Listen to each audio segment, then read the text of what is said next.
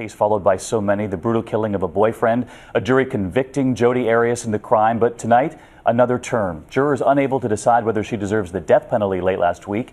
And in an ABC News exclusive, they are now speaking about what it was that had them so divided. Here tonight, ABC's John Schriffen. By a show of hands, who voted to give Jodi Arias the death penalty? All three of you. Why? Because the state proved their case.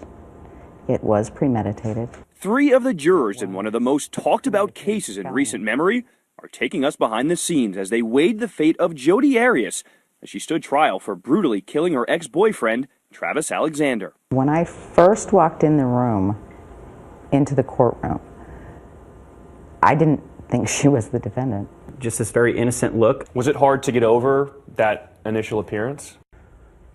Not once the evidence started flowing. Kevin, a banker, Diane, a retired 911 worker, and Mary Lou, an ER nurse, spent 5 months listening to graphic testimony. It was extremely gut-wrenching,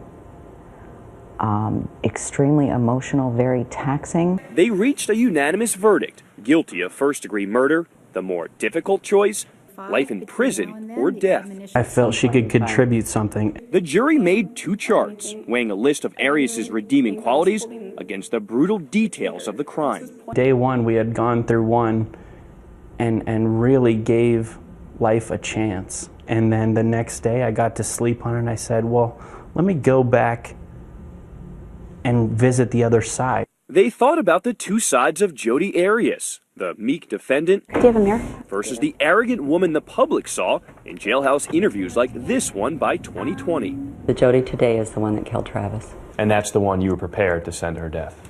That's right. 8 jurors voted for death, the other 4, life in prison. A deadlock. The judge declared a mistrial. So you have no hard feelings against any of the 4 people? No, they did their job. They did what the law said to do.